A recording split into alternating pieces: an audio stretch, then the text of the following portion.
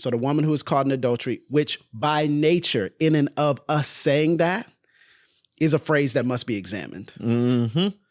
Yeah, because where's it putting? Because you can't commit solo adultery. Right. Right? Like it's not just the woman. And how did you catch her? She was caught in the very act. Well, where's the dude? Right. So Jesus does not then go and say, you know what? You're right. She was caught. He says, wait a minute now. So let whoever here who doesn't have sin, you throw that first stone. It's supposed to be stoned. You throw that. Which is he's showing the way in which we pervert our power. And he's showing the way justice. Exactly. Yeah. We pervert our power and we use it selectively for other people. So I think there's dozens of examples, but I think that one always stands out to me because it's like, here, do justice, Jesus. And Jesus is like, you're not doing justice. Ouch. You're not doing that. Yeah. You're taking selective use to be able to, and again, as we talked about before, in a patriarchal society, what are you doing? You are lording over and highlighting the woman because you don't want to expose whoever the man is. Maybe some of y'all are guilty too. Expose yourself. Exactly. Yeah. So that's good. I think it's very fascinating how Jesus breaks those conceptions and shows us what true justice really is. I always think of justice as getting what you deserve.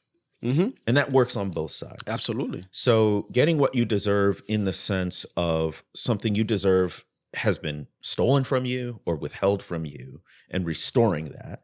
But also getting what you deserve in the sense of if you are responsible for harm, there's accountability. Yeah. Right? Absolutely. The God of justice is about restoring to people what they rightfully deserve as God's creation, made in God's image. It's also about holding accountable the ones who caused the harm, which we all fit into both categories at different points, right? So it's pretty broad, but it's woven throughout the Bible, and even more significantly, it is woven throughout the character of God. And to get real theological, when we talk about being made in God's image, that means that we share certain attributes with God, such as the demand for righteousness. Yep. One of God's names or appellations is the God of righteousness, right?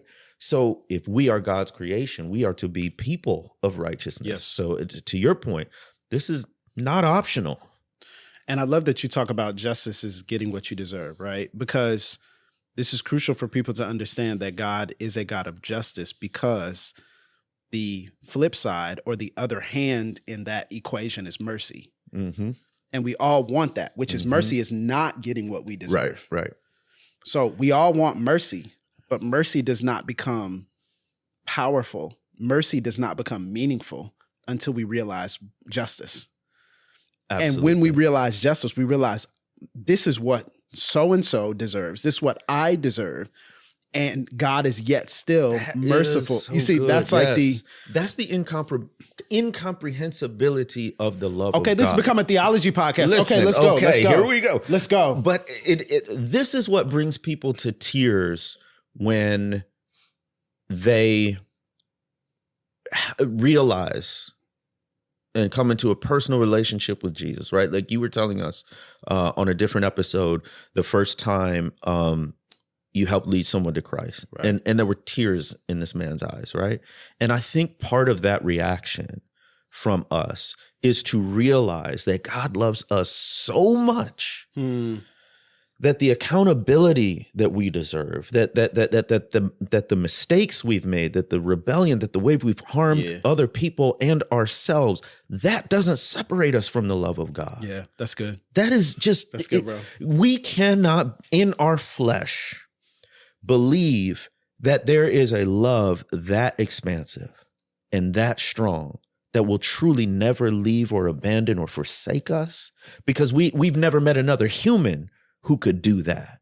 But then when we actually realize the love of God, and then the way God set it up is when you realize that love that unconditional love, which will not hold you accountable for all of the things that all of the ways that you have not resembled the character of God, that you have not lived out justice, that actually motivates you to want to do justice. Out of devotion to God, out of a respect for humanity as God's creation. It's wild, the God's economy that sets it up that way.